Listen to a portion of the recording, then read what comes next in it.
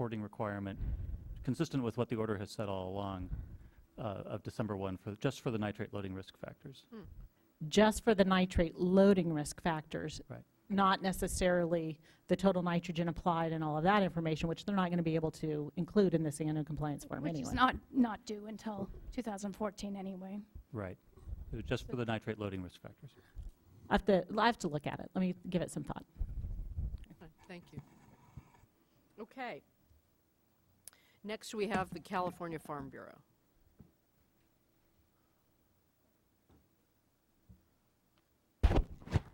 Carrie Fisher with the California Farm Bureau and the 7 county farm bureaus within the Central Coast region.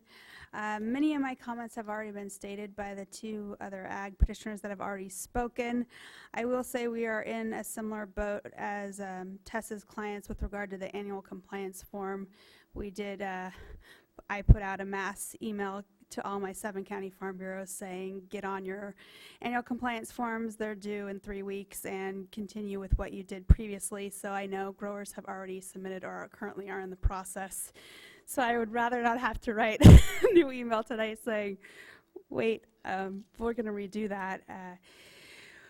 With regard to the containment structures, we do appreciate the changes that were made to the discussion narrative language, as well as including provision 33 into provision 87.5. However, our previous concerns that we've raised with regard to compliance issues remain, and that would be tying the implementation of management practices to compliance with water quality standards. We think there needs to be some additional language into the order that isn't yet there, that there are some references to the iterative process, but we think there needs to be a little bit more in the actual text of the order versus just the narrative. We do appreciate the changes that have been made to the groundwater monitoring sections with regard to the 3 different approaches that cooperative monitoring programs can choose from, as well as the changes to notification with regard to the 24 hours to the regional board versus the 10 days to the users. I will say that we did have similar questions with regard to the term dischargers, farm and ranch, and who that actually was providing notification to. I didn't exactly follow Mr. Wiles' comments saying that it would go to the regional board to determine, perhaps that's what it's meant by the new blue language, but that's not exactly how we read it. It would be that they do have to provide notification to users, and we do have the issue, as you've heard ad nauseum, with regard to operators and then different leases and lease provisions that prevent operators from specifically talking to tenants on the farm. With regard to the total nitrogen applied, we do appreciate the changes that have been made this far. We do have retaining our concerns that we've had all along. However, we do thank the board for the changes that have been made thus far. Thank you. Thank you. Okay. Next up is Jensen Family Farms.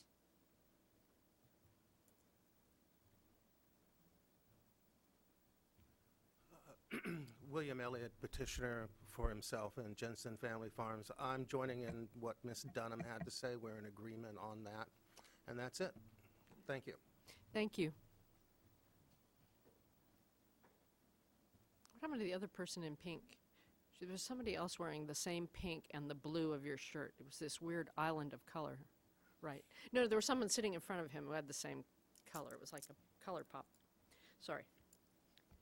Coast Keepers. Yeah, before we start with the Coast Keepers, Darren, the question Tess Dunham raised about, the underlying basis and how that would be used. Should we address that or ask Central Coast Board? Or? Well, I'll kind of repeat what I heard them say, and I guess I concur. It's really the beginning of the process of both educating us and the farmers and those. I mean, obviously they know what they're using. But if we have that information and we find that there's some potential erroneous source or that they're relying on information they shouldn't, certainly that informs our ability to work with CDFA and other organizations and CPAs and whatever to try to help get them, there. So I think it's really just answering at this point a big question of what are you using? We have no idea associated with that. So it's just, Yeah. it's an initial, I would expect that it's going to evolve quite a bit as we go along in functioning, and this is just kind of the first question along that lines. But Region 3 brought it up. They'd certainly, that's what I think I heard them say, and if they have something different, you might ask them. Yeah, and it also gives the grower a chance to explain why they may have done something that might be different than they did in other years, because something. Yeah, you know, I happened could that see year. where the regional board could Well, use we're it. asking for that ability to say. I could see, you know, very easily too, if you're going through your numbers and trying to find people you think you need to contact, and you saw someone with a high number, but it says right there that they've, you know, based it on soil testing and in pedal samples, then, you know, in likelihood, I mean, what are you going to tell them to do different? So it may be high for another reason, and you need to talk to them about that, but it gives you clues as to the conversation. Hello. Good afternoon, Chair, members of the board. I'm Kira Redmond, Executive Director of Santa Barbara Channel Keeper. I'm just going to give some general sort of overarching comments about the keeper's position at this point, and then I'll turn it over to Mr. Shimmick to give specific comments. So I do have to start by saying this is a sad day for waterways and communities on the Central Coast. My organization and my Central Coast Keeper colleagues have been put more than 5 years of blood, sweat, and tears into the process of developing this order and attempting to ensure that it contained adequate protections for water quality and public health from the severe and well-documented pollution caused by irrigated agriculture on the Central Coast. And sadly, it looks today as though we've failed.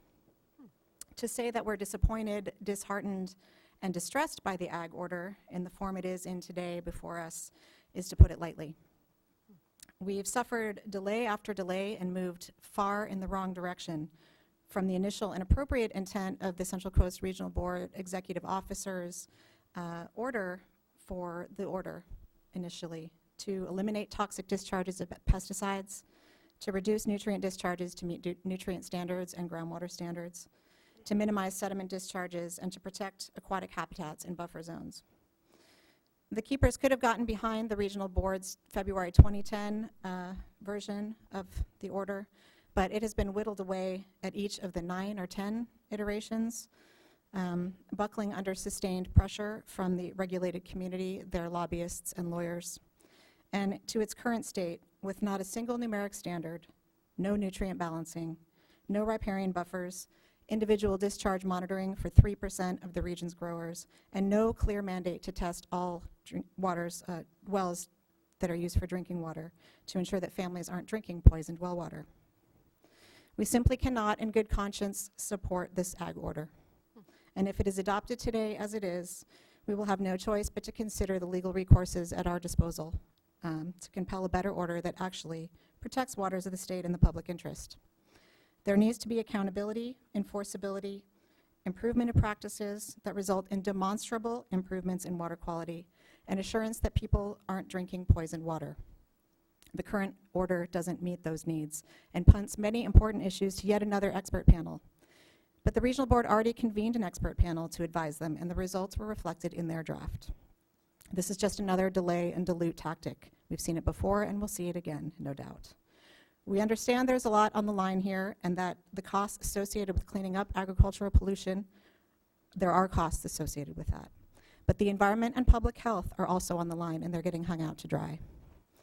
The impacts of agricultural pollution on water quality, aquatic life, and public health in the Central Coast are severe, widespread, and well documented. The regional board and the state board have a duty to adopt a regulatory program that protects the environment and the public from one of the most significant and dangerous sources of water pollution in our region. Unfortunately, the current order before us doesn't do that. More needs to be done. I'll hand it over to Steve now to get into the details of how we propose to fix it. Thank you. So I'll wait for the PowerPoint to come up. So this is going to kind of be whiplash. That was general and good. Now we're going to jump right into the details. Okay. You've seen kind of iterations of this before. This is what is required to do nitrogen balancing. You need to know what's going in and available, and you need to know what is being taken up by the crop. This is the premise of our petition. This is what we still want. And you have done a couple of good things by now doing nitrogen in the soil, and I'll talk about the nitrogen in the irrigation water in a second. But as Kira mentioned, there has been an expert panel consulted by the regional board to develop the requirement for nitrogen balancing already. In other words, to say, okay, let's have another expert panel is redundant to what has already been done. That expert panel said that the regional board should collect this information and said that the regional board should require nitrogen balancing. There's been an expert panel. They've already said that this is necessary and valid, and now you're passing it by. I don't have a slide changer. It was a trick. Now I don't know how to work it. Roll the wheel. So this is what's in the literature. There is crop uptake and of some known crops, and what you can see is that there's kind of wide variation there in what's needed. So my point is that what you're doing is suggesting that we can look this up, and the regional board staff can look it up, and then they can figure out the balancing. My point is that that's not the exercise. The exercise is we need to know what the discharger thinks the crop needs, not what we can look up. We need to know what they're thinking, and we need to know what they are suggesting is the crop need, and that way we're going to be able to gather experience and data on some of these other crops as well. We need to develop experience behind us, and that's why we need to know the crop uptake. Now, you also need to be consistent in the information that you gather. We have pounds of nitrogen per acre of fertilizer nitrogen applied, nitrogen in the soil, but then you have concentration for the irrigation water. This is a huge oversight. I actually pushed around the numbers last night, and let's say that the irrigation water is 2 times the drinking water standard. That represents about 50 pounds of nitrogen per acre. And if the water is 10 times drinking water standard, and we know some of the water out there is, that is double the crop need, per acre, double what is needed of total nitrogen. You need to know the load of this water. In other words, they need to go through, and this isn't hard to figure out. You can just, I literally Googled milligrams per liter to pounds per acre, and it was there. The conversion factor was there. This isn't difficult. This is arithmetic, not even real advanced math. So we need to know the loading, and we need these numbers to be consistently reported. Concentration tells you nothing. We need to know the pounds of nitrogen per acre. We support these things. This is all water under the bridge, these things. We support the February 2010 language that focused on toxicity. We support nutrient balancing ratios to meet those ratios, and control of sediment and buffer zones.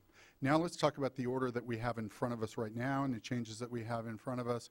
First of all, I think the addition of improved was good to 87.5, but I want to make the point that we do not support 87.5 as a whole. We think that it was a bad edit, and we think that it is not necessary.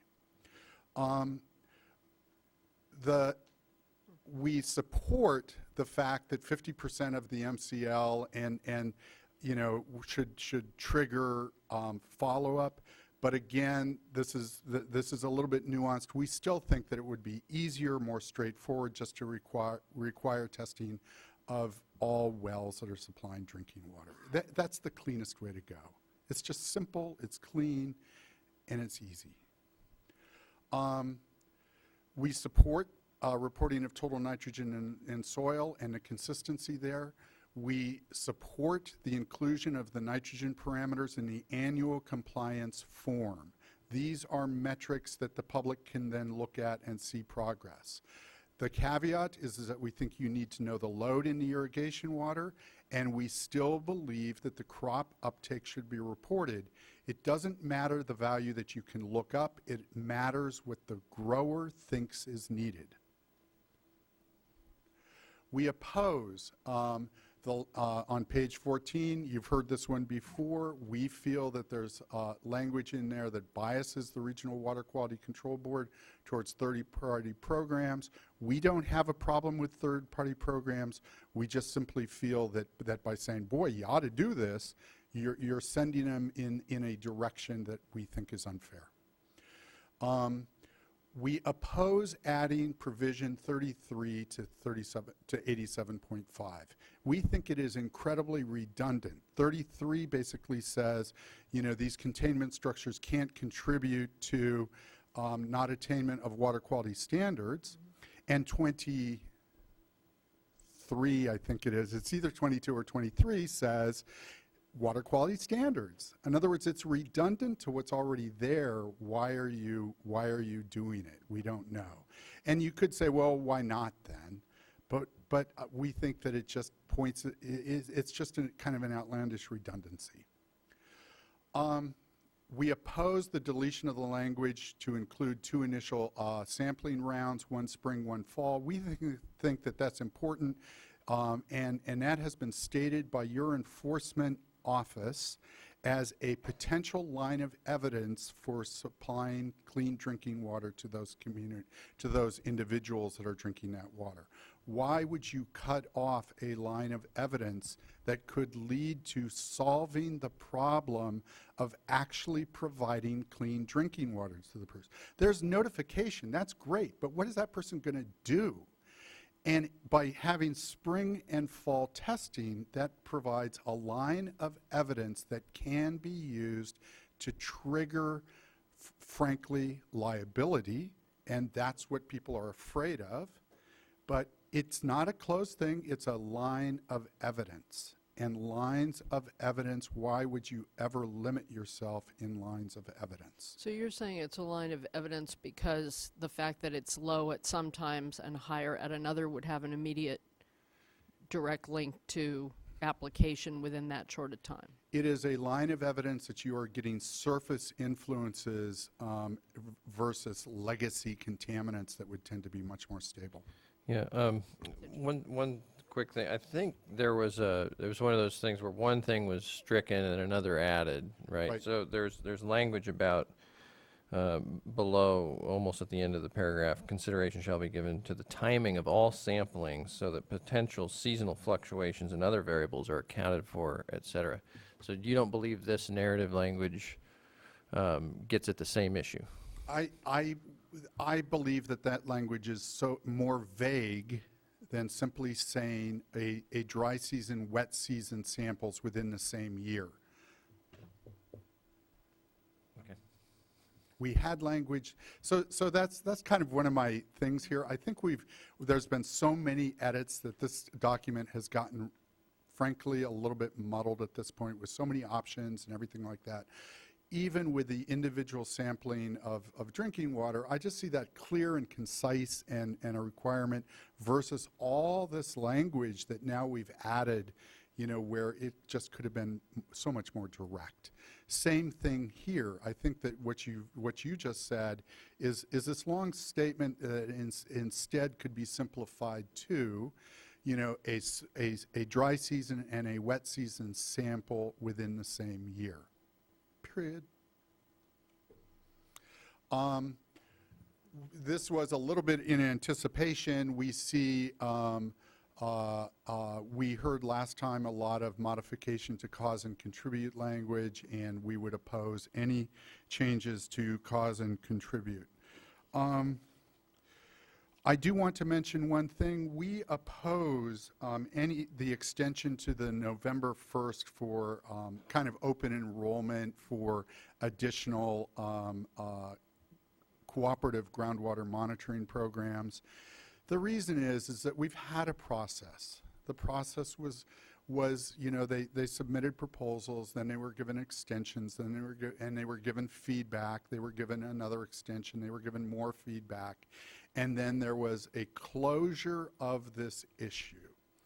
2 cooperative groundwater programs were approved, 1 was not. Now what's happened is the one that was not, those people have now done and complied with their individual monitoring requirements, and so that is water under the bridge now. Those people have now moved on. The regional board has moved on.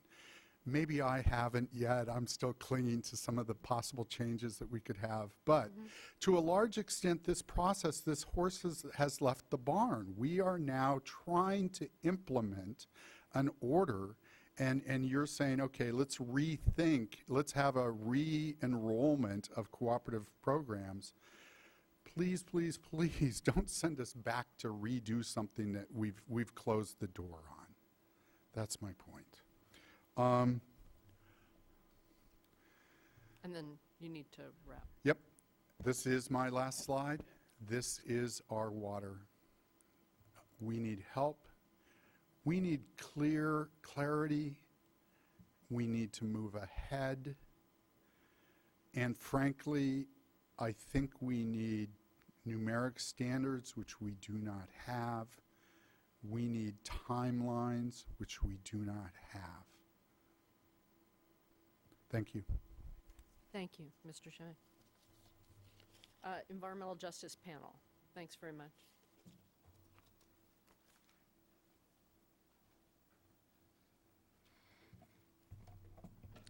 Hello again. Hi. So first of all, we would like to thank the board for incorporating those comments that we included in our comment letter. I see many of the revisions in the new version of the order. I still would like to make some comments about those changes. With respect to provision 33, I just want to second what the Coast Keepers said. I think that pretty much made the point. Looking back onto provision 51, I had actually not noticed this until the morning, but I have to restate the Central Coast Water Board and the Coast Keeper concern about opening up the window to new proposals for cooperative groundwater monitoring. The board did not stay this provision last year, so why allow something that does that now?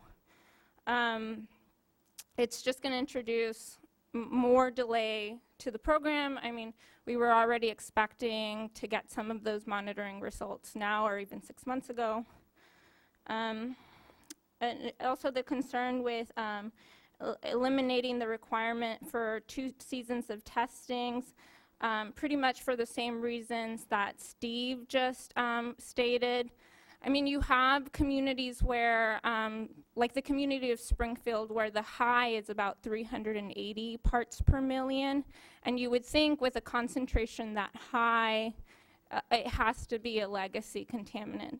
But if you can still show that there's a fluctuation in there, seasonal, you can then make the connection to what you're doing above the ground may have a difference on what's below the ground. And it is not only like an enforcement tool, but it also informs better practices.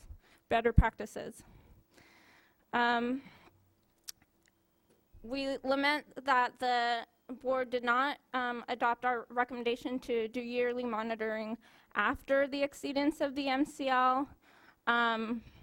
In staff's words, they wanted to focus resources towards long-term characterization, but if you stop the monitoring once it gets past 45, then you pretty much set that as your high, so it's not accurate in respect to what you would have above that 45, and also if you have, you know, those concentrations that are above the 100 mark, you really want to look out for those for the same reasons that we stated in our comment letter and we said here before, point of use and point of entry devices.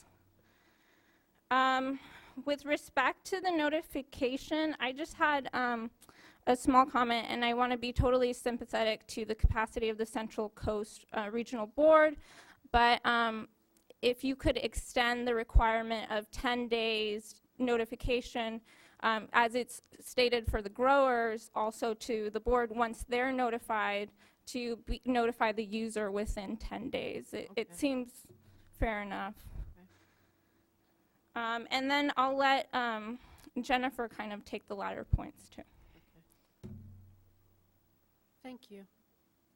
Jennifer Clary, Clean Water Action. And I just want to go back actually to August 20th, because I know we're only supposed to comment on what you've done since September 9th, but I still want to hammer on the nutrient reporting issues. And I think that we share the concern of coast keepers that by removing the nutrient balance requirements, you've actually removed a significant milestone for the order. So it's not clear to me what you're doing. Like, how are you measuring progress? And so what are the milestones that are going to be required to be achieved during this order? And I also I just think we're getting a little, it's a very detailed, the nutrient requirements that you have now are very detailed, but at the same time, you have this expert panel, and several of us have just been on this CDFA panel talking about how a good way to monitor, track, and report nutrients. And we actually came out with a different recommendation. So I don't quite understand how all this is going to fit together. And I'm wondering if you're not getting a little too in the weeds on something that you might be changing in a few months' time. And I think that, you know, the whole idea of how do you show progress, and I think that's why a lot of us, I definitely like the total nutrient reporting, because it kind of gives you a scale, like who should we focus on. But the nutrient balance is actually going to help you measure progress over time to achieving that. And so I just really urge you to try to figure out how you're going to handle that moving forward. And I see you all looking at Darren, and he's going to explain why everything I said was wrong. But thank you very much for listening to us at least 6 times on this. So thank you. Well, thank you for all your constructive input. It's been very helpful. I forgot to say one more thing because I didn't note it down, but I wanted to respond to Tessa's comment about, you know, the requirement to have all of this requirement completed within the 12 months. The putting a timeline on that was a compromise from our part on the switchback from testing all of the wells. And I just want to make that clear that our preferred alternative would be to test every single well, and putting a delay, putting a time and a schedule on it within 12 months really helps to alleviate our concern about the delay in notifying the users. I do have a follow-up on one of Jennifer's points, not about the percentage, but about the work of the task force, and the fact that I do know they are grappling with similar issues. And so how, how are we making sure that we don't send 16,000 different messages over a 1-year period to folks? Yeah, so I certainly used what we talked about in the task force and their early draft. They, we don't have a final outcome from them, but it looks like everybody was in consensus for heading into writing a draft report. And so I was certainly looking at what that was and using that to inform where we're going, but not going the last inch of the mile on it for fear that things could change. So I think everything, at least I was trying to use it as informative, that everything we're putting in our order comports to the direction they're heading. That task force, that the CDFA task force on nitrate reporting, will certainly be paramount in use by the expert panel we're going to put together, and given high credence there. And so, as we grow this thing, I think we're all lining up to try to make it the same and head there. So I think I'm pretty close to what the CDFA task force said. I'm not sure, well, I'll have to talk with Jennifer why she thinks I'm different, because I certainly was trying to line it up. Well, when we take our break, you can find out. All right, let's go to the cards. Jessica Jar. Oh, you just filled out a card for speaking. Thank you for filling out a card. That's right. And Angela, you filled out a card. There we go. Bill Thomas, you filled out a card. These are all in order. You sneaky people, Carrie Fisher. Wow, so there are really fewer cards than I thought, aren't there? This is just quality control. No, that's good that you guys did that. Horacio Amasquita.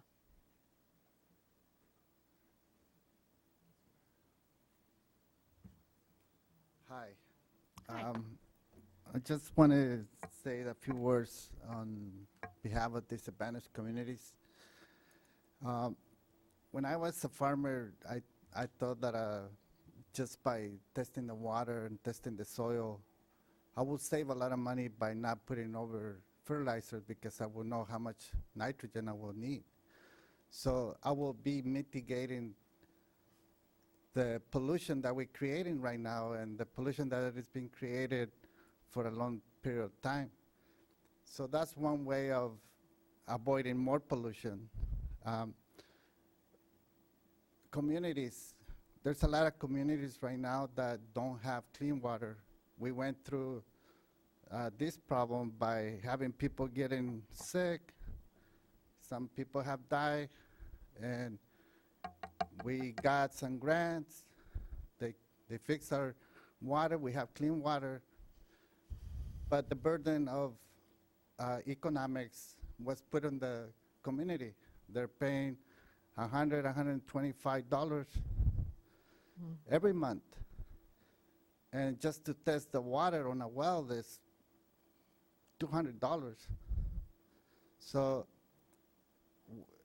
I mean, communities are paying more to keep it, to have clean water than the polluters are complaining that it's too much costly to do certain things. But in reality, it's not, because you need those tests to save money and don't over-fertilize.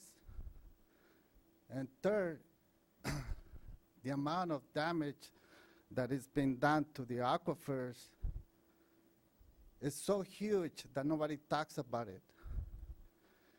There's millions or probably billions of dollars that you need to put in order to fix this problem, and nobody is responsible. Nobody talks about how you're going to fix this problem. So this problem, we need to face it. We cannot be hiding it. We need to test every well. We need to find out exactly what is in the water. If we don't, we're just going to be wasting more time. And I know you have a very difficult job to do, because it's very difficult to find a solution, but this problem belongs to every Californian. You know, the fertilizer companies, they make money. The farmers, they have to apply those fertilizers, and we all eat. So we all have to pitch in. We all have to fix this problem. Thank you. Thank you very much.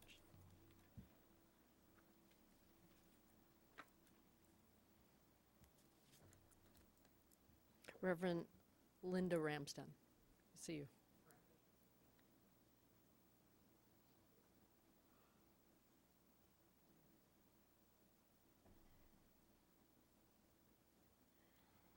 Hi. Chair and members of the board, I'm Reverend Lindy Ramsden. I'm actually here just on behalf of myself because after 10 years of service, I left my job in the middle of the month to take on some other responsibilities, but I can't leave this issue. Good. So I'm here on my own behalf. I continue to be concerned that we will not get the data that we need to protect human health, address accountability, and guide the next steps forward.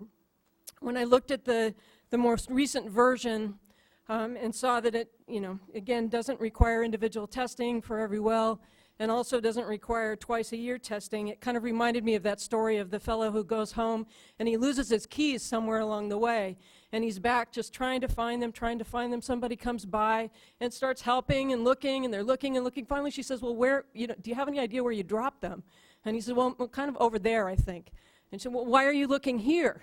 Well, because that's where the street light is, and it's easier to see. well, maybe you should go look where it's a little bit harder. I have a fear that what this order is asking is to minimize the amount of data that you need to actually get the key to unlock the problem. The problem of nitrates in the water does need a long-term trend. To look for that, it does need to know about short-term health. It also needs to be able to help us figure out what the accountability structures might be. We just want to make sure we're not going through the motions or delaying significant, difficult decisions. Monitoring in such a manner as to discover whether nitrate pollution is a legacy issue or is currently being caused by the practices above ground is critical to being able to address accountability and to implement appropriate next steps. Low-income communities did not contaminate their own wells. They waited far too long for pollution to stop, for cleanup to start, and for a steady source of funding to be available to address the problem. I ask that you just be bold. It's time to be bold, and thank you for your service. Thank you.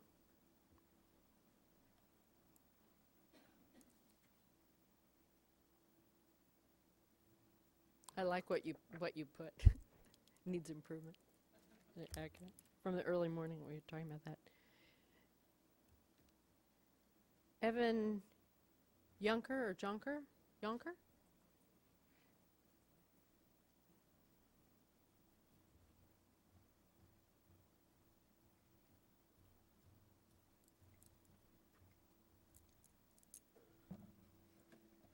I want to commend you on your pronunciation of a German last name. I'm going to be owing Jeanette lunch for 3 years, though, from this Yeah. morning. Madam Chair, members. My name is Evan Yunker, and I'm the new Executive Director of the Unitarian Universalist Legislative Ministry of California. And I have seen the devastation that nitrates in water have caused. Beyond just drinking water, I met a woman last year whose son broke out in a rash every time he took a shower because of nitrates in the water. 2 weeks ago, I met a man whose skin turned white, scaly, and itchy after he took a shower. Please remember those individuals who are bringing in the crops right now, who can't take off work to be here with you, who can't afford attorneys or lobbyists like ag interests can.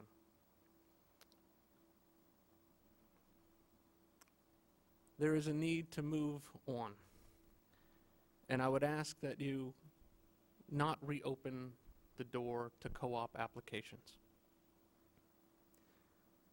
As it was said earlier, that horse is out of the barn. Please ensure that there is a strong notification requirement in so that families have the ability to know what's in their water and take action.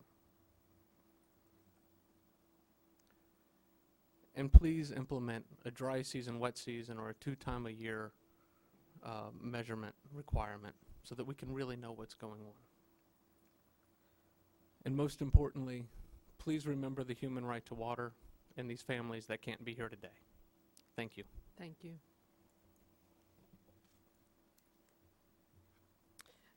Kathleen Mead.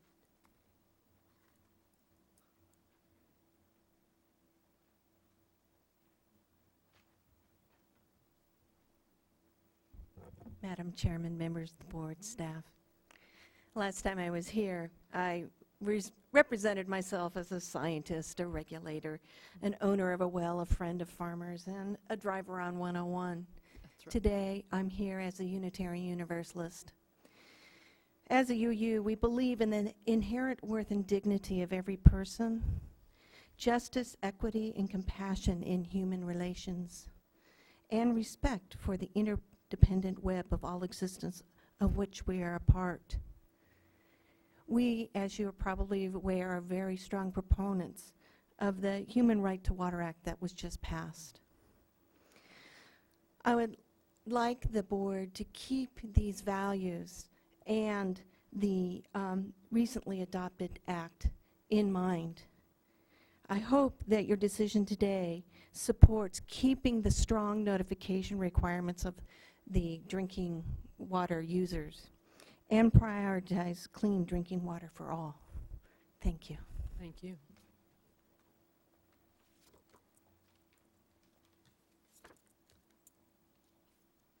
Sarah, still here, terrific. I'm in today. I noticed you're letting yourself off the hook by not saying my last name. I said it quietly Oh, because okay. I'm feeling, I've said it right a lot. but I'm- You have, yeah. I'm thrown off by this morning's performance. Good afternoon, Chair Marcus and board members. Again, I'm Sarah Amanzada, and I'm the Executive Director of the California Coastkeeper Alliance. And I don't want to repeat the presentation made earlier by the keepers, as well as the several iterations of detailed comments that they've submitted. I just want to echo those comments. With respect to this waiver, we're just concerned that it doesn't provide a way for us to measure progress towards meeting water quality goals, which is a requirement under the Water Code of conditional waivers. As have been mentioned earlier, removing the nutrient balancing, the lack of numeric standards, lack of timelines in some instances, things that I think we struggle with across permitting and policymaking regimes. And I just want to sort of go back to the conversation we had earlier to some extent, because I noticed that in the waiver, it states that the policy issue to be considered is whether, in the short term, the proposed order appropriately balances the technical and fiscal constraints faced by agricultural dischargers with the need to protect public health and the environment. And earlier, Board Member Moore encouraged NGOs to be more sophisticated in understanding the economic and political constraints that the Water Board faces. And environmental interests of the dischargers. Sorry. My point was about for you to recognize and work with the environmental interests of the discharger community in all agriculture, industrial. Oh, okay. That's municipal. a helpful clarification. Municipal, all. That way either, so that is helpful. Good.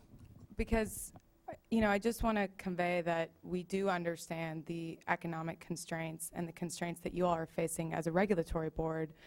But I just want to reiterate that we feel a certain urgency in representing disadvantaged communities, farm workers, our local communities and ecosystems. And that is the context in which we are approaching these processes. And that is why we are doing the things that we're doing. It's not, a misunderstanding of the constraints or a vilification of regulated community whatsoever. So I just wanted to address that point. And specifically on the point of measuring progress towards water quality goals, Steve Shimmick didn't have time to mention earlier, but we do feel it's important to use the new annual compliance form as of December 1st.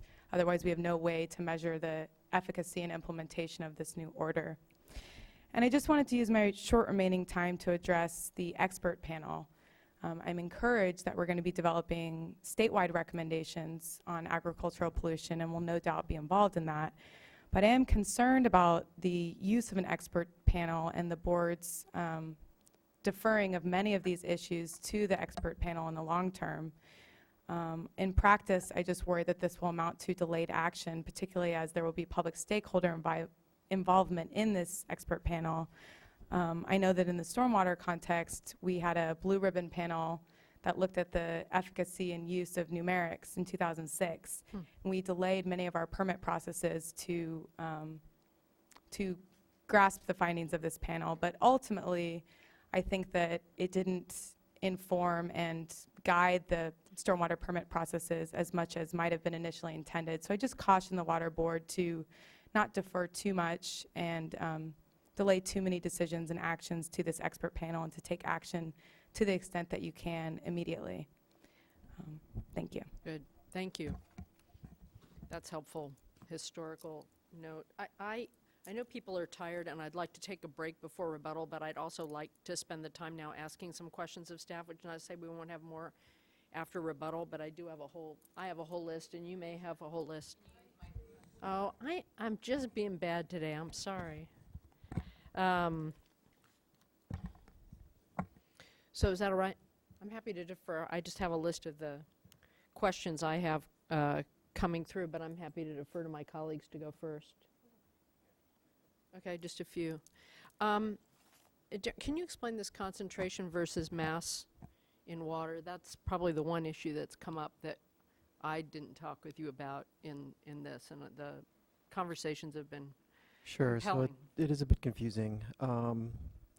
So, I mean, when you're trying to do a nitrogen mass balance, hence the term mass balance, you need to know the mass of all of the different components.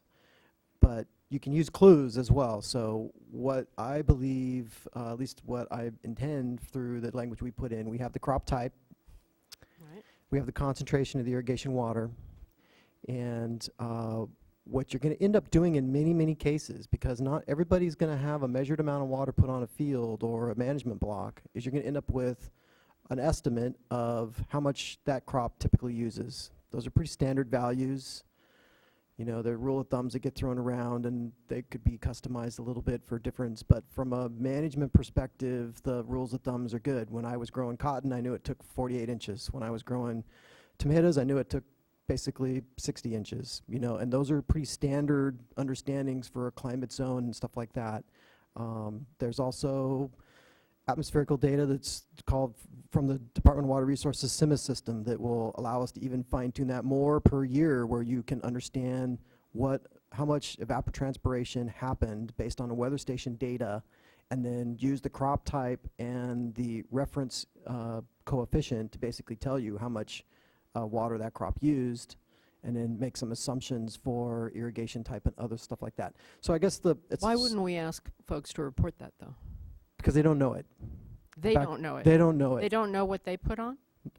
The amount of water, in many cases, they don't know it. I mean, from a volumetric calculation standpoint, it's one of those things. In fact, this is where the CDFA task force, some of the experts were pretty adamant that the amount of water not be included in the initial phasing. I think it's definitely something everybody is headed towards. You know, there's farm gate turnout reporting requirements and stuff that are coming through legislation and other things, and we're headed that way where we will have a field-by-field measurement, but we're a ways from that in many, many instances. There's ways to estimate it based on pumping and stuff like that, but it gets really complicated if you got a pump running and it's pumping on 2 fields, and then how many sprinkler sets do you have and stuff like that. You can actually end up with a worse number trying to get to it from the amount of water through a calculated means than from a management standpoint using just the estimated amount. And so maybe it's biased to my own personal training, but when we were using the nitrogen calculation, I didn't need to know how much water was on, but I needed to know the crop and the climate zone and some stuff like that. And from that, just knowing then the calculation of the concentration of the nitrate in the water, I could get you close enough that you're within a management boundary of error that it's appropriate enough. Do I have it down to the last pound? No, but really, who has that? I mean, we're averaging a whole bunch of things in the context of this to try to get to that. So that's why I don't think you need the concentration, or excuse me, the mass load pounding. I think you lose some value actually from that. I mean, the farmer's going to start with a measured concentration, and again, all of the stuff that we've put in here for reporting purposes are the measured values, because you can't, well, you can, but it's a lot harder to mess that up. And it's a basis to start from. When you hide that over a calculated value, which would be the mass amount, then I don't know what the concentration was in the water, and I don't know that they did the calculation right. I don't know a whole bunch of things that I'd rather actually start from the basics. Did you ask for both? You could ask for both, sure. You could ask for, you know, the concentration, and then if you know the amount of water put on and put it on, you could go there. But again, I think at this stage, what it begs, and I mentioned earlier, that a lot of what's missing in basically our whole approach at this point is the irrigation management aspect of it, and that's really where that goes towards. And I think that's a future component that should be added in. I think that's also what I heard at the CDFA panel, that's everybody agrees we have to get there. It's just we're just not quite there today. Did that help? Sorry, I went long on that. No, it's a complicated issue. That was Well, and I think what would help also is the whole issue of recommended amounts and the fact that they are ranges. And so a farmer could easily sort of game the system, intentionally or otherwise, by estimating high and making it look like their ratio is a good weight ratio. It's within where they ought to be. when in fact maybe a lower amount is a little more appropriate. And maybe you could explain, Darren, but I think that if you get the amount applied, then staff would be able to, at the regional board, to take a look at that range and base it somewhere in the middle to get a better sense. Right. Since we have the crop type reported, in essence, you know, we have a pretty preliminary determination of the range of values that we would expect that they would find in literature just as easily, except that, you know, we can see the high and the low rather than counting on them to tell us which one they choose. And of course, I mean, if I'm reporting, I'm always going to go for as close as I can get to one. And if that means I got to show that, you know, I thought my crop was going to take up more, then, you know, hey, again, I think we're much better off starting with the measured values. Tell me what you're measuring and what you're doing, and there's certainly a lot of work to work from there. But can you, there were suggestions that we would not be able to measure progress given the information that we're gathering. I'm assuming that you think we can measure progress. Oh, absolutely. I think we have everything we need to see massive amounts of progress through the data. That's part of what I believe is incorporated in this information is exactly for that purpose. Right. Yes. And so you're from your perspective, the items that we are measuring will be able to show progress, and you expect there will be progress. I think so. I think just the mere fact of making someone report how much nitrogen they put on their field is going to make them think twice. Would make me think twice. You're going to have progress just from the mere fact of that. And so we have a lot of components that are going to do that. And then we can see over several cycles exactly what the progress appears to be headed for, as well as some information that helps us start to get at, you know, some overall nitrogen flux to groundwater, which is the ultimate management question we'll wrestle with in the future. So these are building blocks towards that end. The other question I had along these same lines is this dry season, wet season.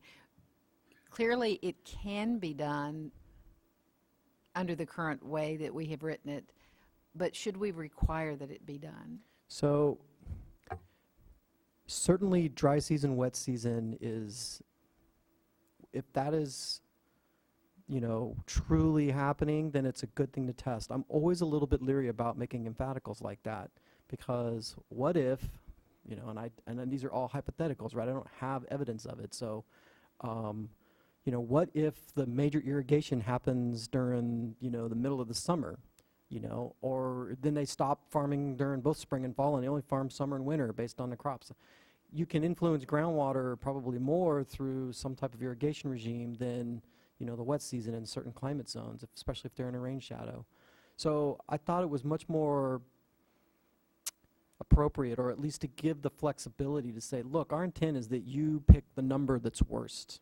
And in most instances, I think people are going to have a recognition of what in that particular zone is the worst time to do it, and make your sampling regime cognizant of trying to pick up the worst numbers possible. So that's how we tried to craft the language to encourage that, rather than artificially know that spring and fall are always the worst. And they very well may be the 90% case, and I don't know. I have to admit that I'm inexperienced in the particular hydro zones we're talking about, and maybe that's a universal rule that always applies in those, and so then I'm off base. But I was trying to loosen it up a little bit to be able to say, look, I really want you to think about it, especially because these are directions to cooperative ground monitoring, right, where we've got some thoughtful folks that are trying to design a best system, and so guidance on how to our intent of what they ought to design that for, I thought was an appropriate way to go. But I thought the recommendation for dry wet was not so much to find the